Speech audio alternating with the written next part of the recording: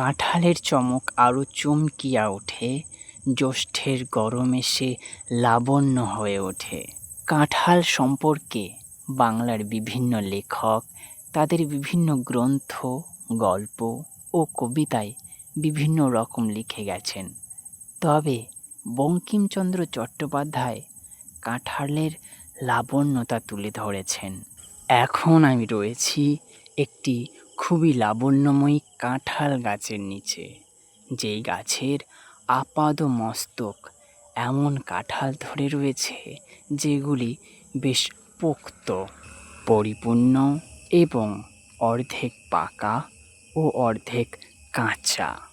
এখানে গাছের নিচেও বেশ কয়েকটি কাঁঠাল ধরেছে, এগুলিও বেশ লাবণ্যময়। কাঁঠাল জগন্নাথ দেবের বেশ প্রিয় ফল। পুরীর রথে এই কাঁঠালের ভোগ দেওয়া হয়। গাছটিতে প্রকৃতির এক বিশেষ আশীর্বাদ রয়েছে। উপর থেকে শুরু করে নিচের প্রত্যেকটি ডালে বড় বড় পরিপুক্ত, পরিপূর্ণ, লাবণ্যময়ী কাঁঠাল রয়েছে। বাংলাতে বিশেষ করে কাঁঠালের চাষ একেবারেই হয় না বললেই চলে।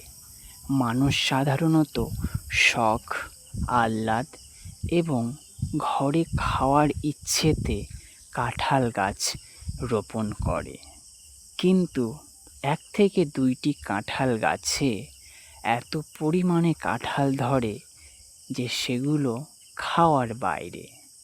তাই কাঁঠাল তখন বাজারে বিক্রি করা হয়।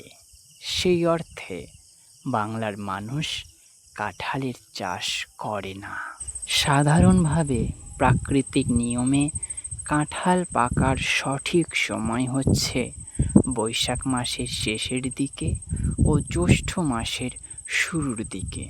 এই সময় গরম অনেক বেশি থাকে, রোদ্দুর অনেক তীব্র থাকে।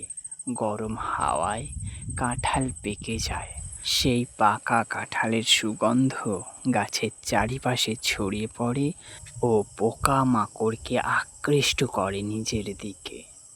এই কাঁঠালের গন্ধ এতই তীব্র যে দূর দূর পর্যন্ত কোথাও কাঁঠাল পাকলে মানুষ ও অন্যান্য কীটপতঙ্গ খুব শীঘ্রই টের পেয়ে যায়।